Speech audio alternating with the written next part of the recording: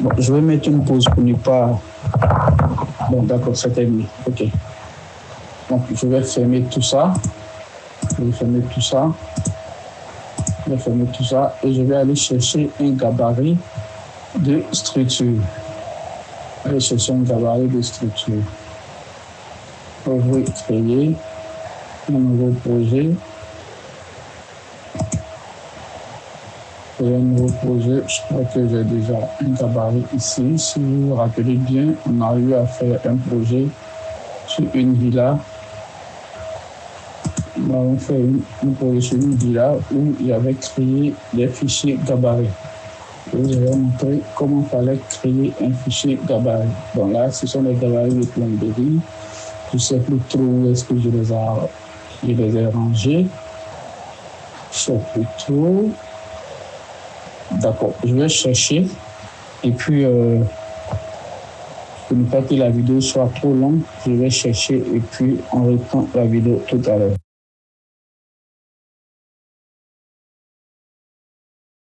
Ok, voilà, en reprenant. Donc, comme je l'ai dit,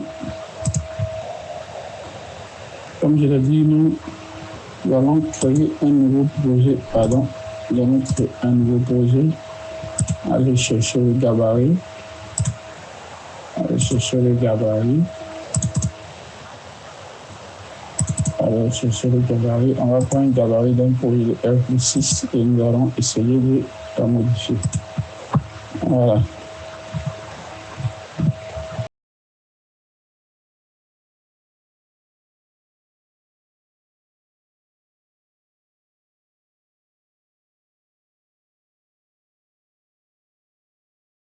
Voilà. Je vais mettre au rez-de-chaussée et puis importer le fichier. Importer le fichier suivi. Voilà. Importer le fichier. Je vais appeler modèle coffrage. Voilà. Je pense que ça, on avait déjà vu ça dans d'autres projets. On avait déjà fait un projet sur lequel je vous avais montré un peu comment est-ce que ça fonctionne. Donc, j'ai importé mon projet.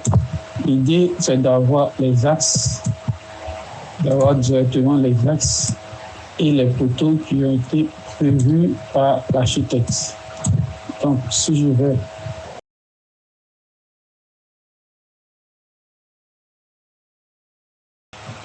donc ces axes-là, je vais les répéter dans mon projet afin de pouvoir faire le plan de coffrage.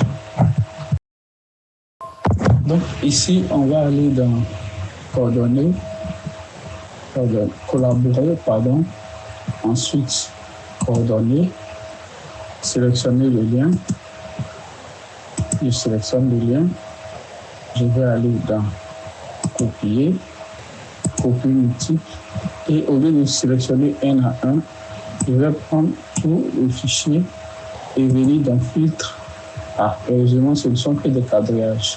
Par exemple, si j'avais les colonnes, s'il y avait d'autres éléments, je sélectionnais simplement, je venais dans filtre pour sélectionner juste le quadrillage. Donc, après avoir fait avec le quadrillage, je vais faire terminer.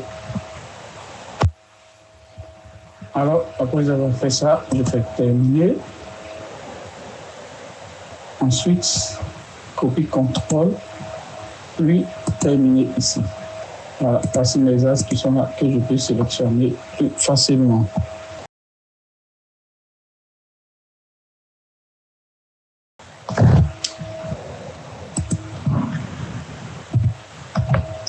Alors, on va essayer de positionner les poteaux sans tenir compte des poteaux que l'architecte a positionnés. Je crois que j'ai un axe ici. Donc, je vais positionner là mon poteau. Ensuite, je ne sais pas, il y a quoi ici.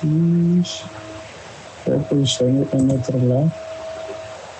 Après, je vais essayer d'ajuster. Également un autre là. Et puis un autre là. Et également un autre là. Bon, je crois que moi j'ai fait des erreurs. J'ai dit le poteau.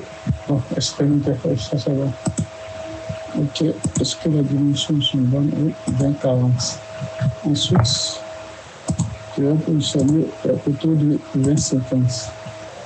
Je vais rester dans ce axe-là. Il y a également un axe ici. Donc, je peux me permettre qu'il y a des lignes là. Je peux me permettre un poteau là. Également un poteau là. Je vais l'ajuster après s'il le faut. Ensuite, un poteau là.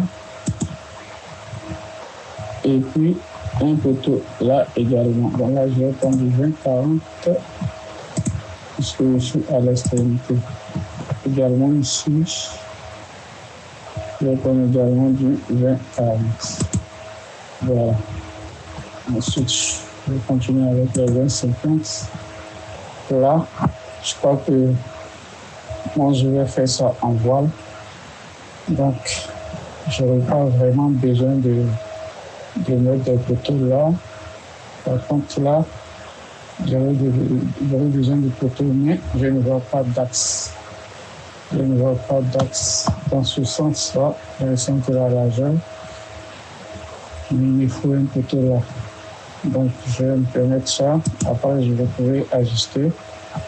Ensuite, là, je vais me permettre également un poteau là. Et puis, là également, je vais me permettre un poteau. Bon, je vais essayer de rester dans l'axe. Je sais que ça ne dérange pas l'architecture. Voilà. Ensuite, je viens encore là.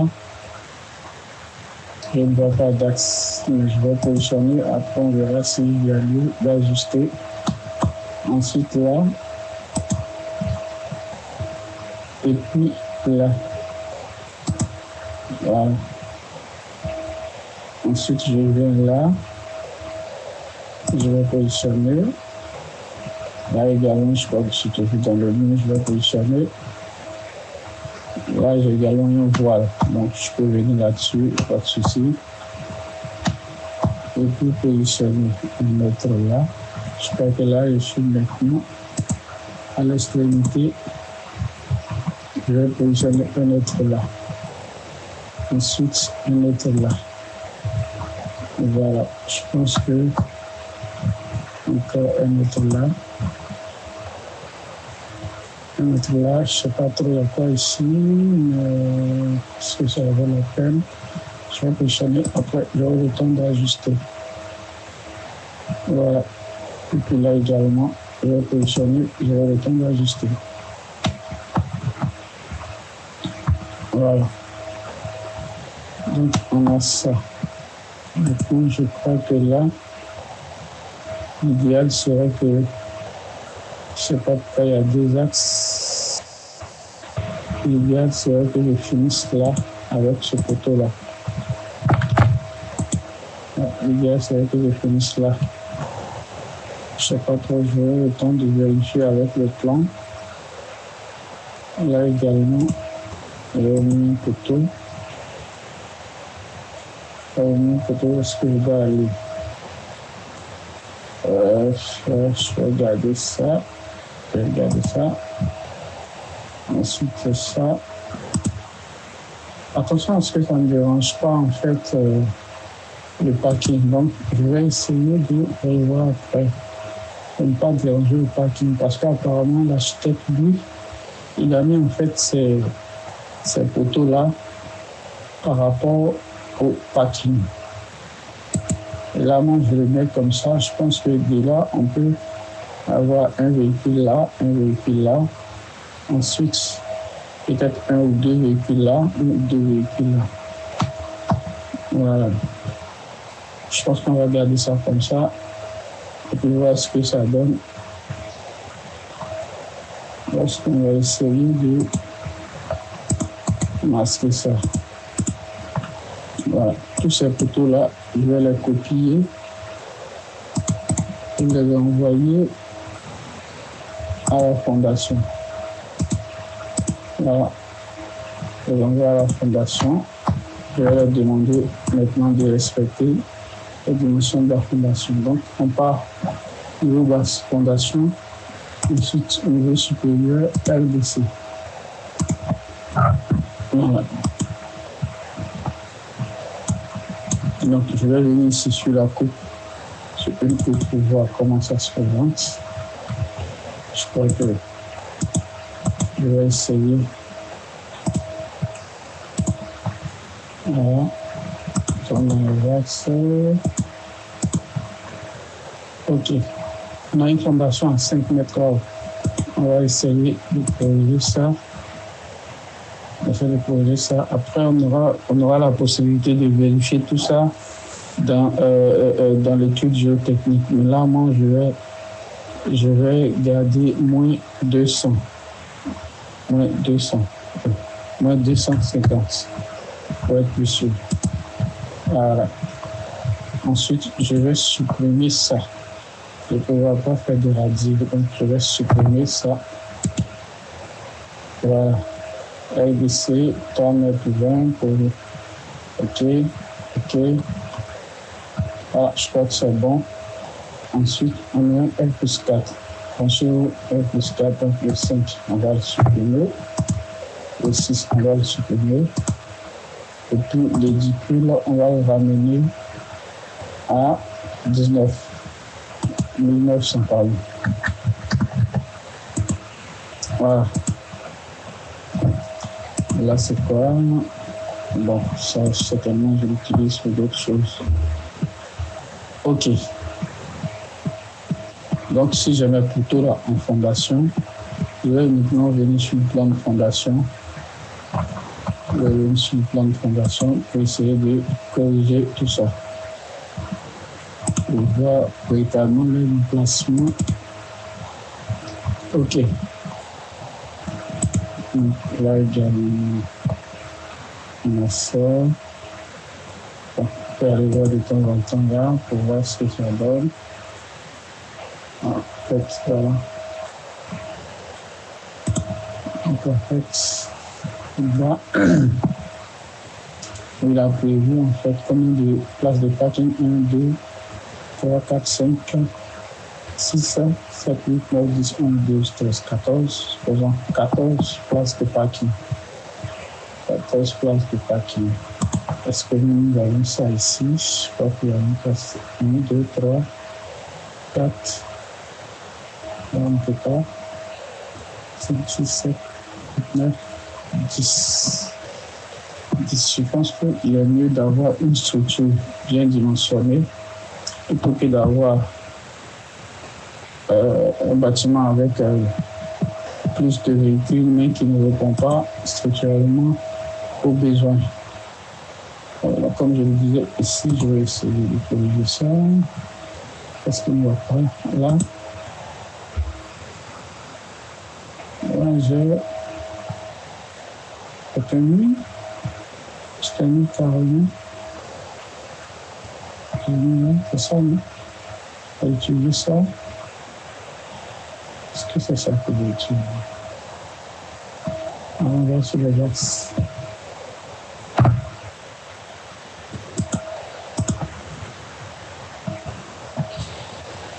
On va bien sur les axes. On a l'axe Y8.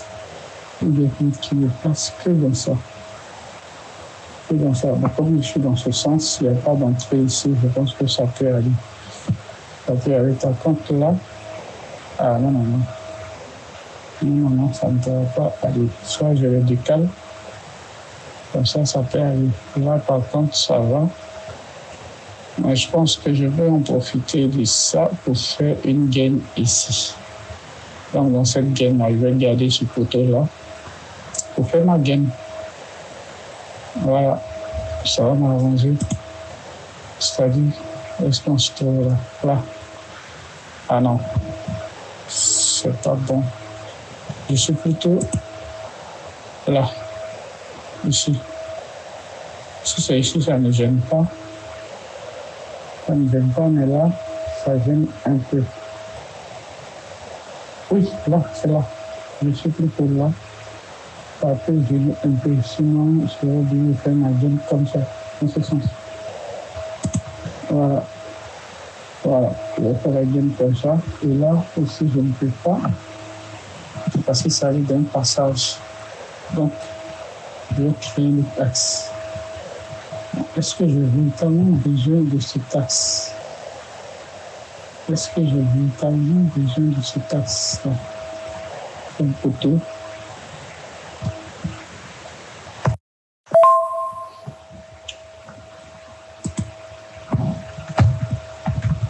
Voilà, donc après avoir positionné les poteaux, je vais maintenant les copier à la fondation. Je vais copier à la fondation. Voilà. La fondation.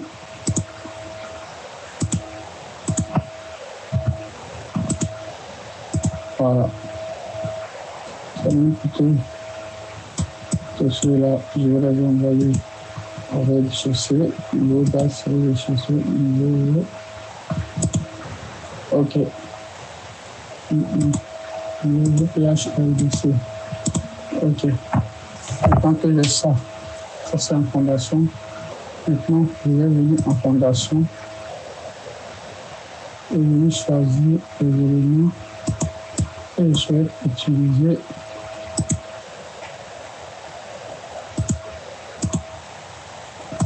L'élément que je souhaite utiliser. Donc, je vais d'abord régler plus rapidement les axes. Voilà, là, je n'en ai pas besoin. Là non plus. Là non plus. Là non plus. Lui, je peux l'envoyer là. Voilà. Là non plus, j'ai pas besoin. Là, j'ai pas besoin. Là, j'ai pas besoin. Et quand je viens ici, là, est-ce que j'en ai besoin? Je vais essayer de voir. Parce qu'il me semble que c'est l'axe de la cage d'escalier. Est-ce qu'une cage d'escalier, je l'ai déjà utilisé?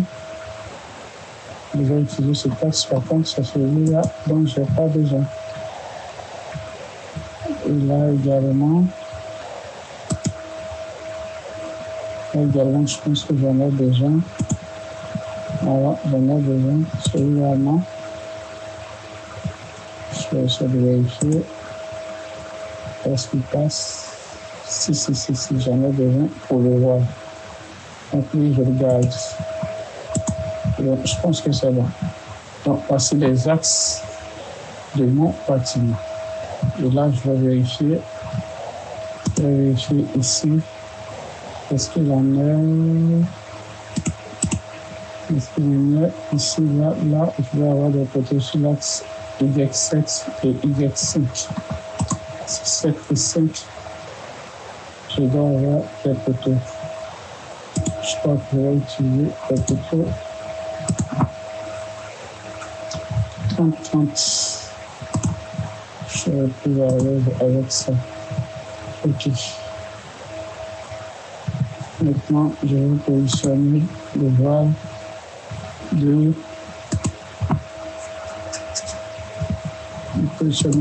de la cage d'ascenseur. Après, on va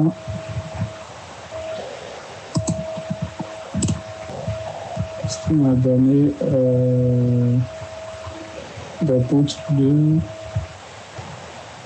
dimensionnement des poutres. J'ai ici des poutres de hauteur. Et on prendra des poutres de 20-50 et 20-40, c'est-à-dire des poutres principales.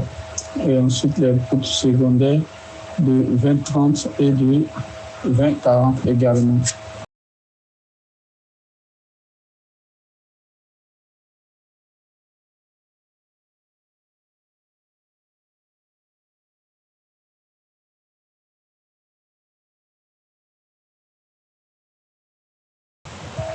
On a des poutres, on a prévu des poutres de 20-50 et des poutres de 20-40. Voilà. Donc ici par exemple, j'ai une portée assez grande. Ça c'est la portée de poutres de 20-50.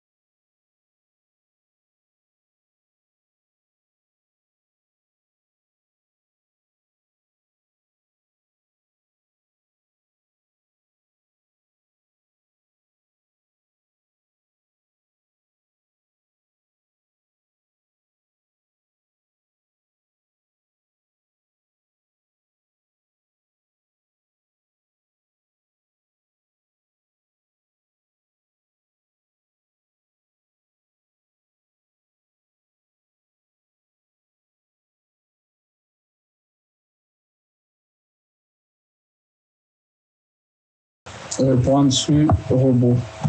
Voilà.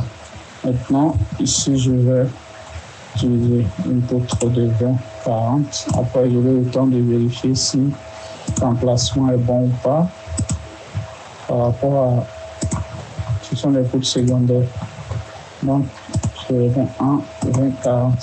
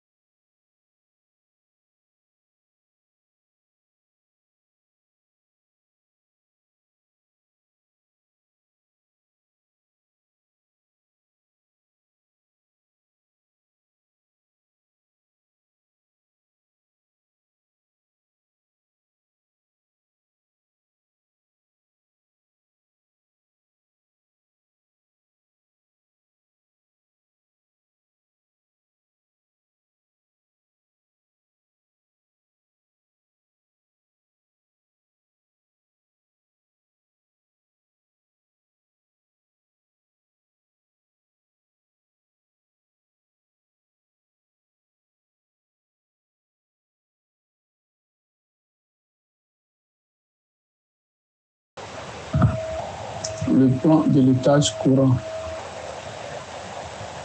Ici, on va le côté utilisé. L'étage fondation ici, côté porteur, suivi en entier, etc. Le côté directement, tout ce qui est côté, bon. Ça, il va falloir que je change ça rapidement. Étiquette, côté porteur, étiquette. Je crois que j'avais déjà géré tout ça auparavant, je ne sais pas pourquoi.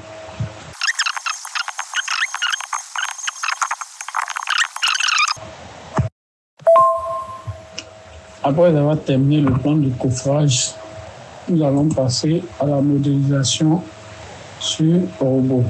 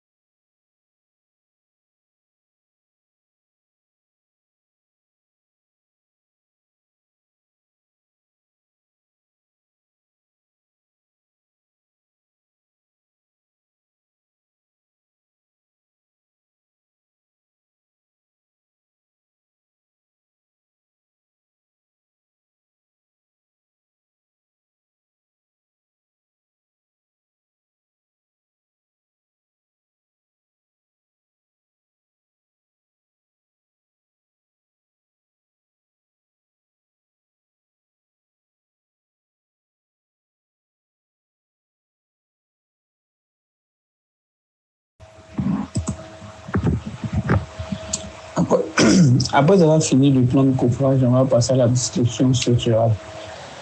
En ce qui concerne l'ossature, vu la hauteur du projet et d'après l'article 3.4.A.A petit a du RPA 99 V 2023, tout ouvrage dépassant les 14 mètres de hauteur doit être constitué de portiques en voile en béton armé, contrevêtement mixte, avec justification d'interaction voile portique ou avec voile porteur, entièrement contreventé par voile. Il y a aussi le contrevêtement par remplissage.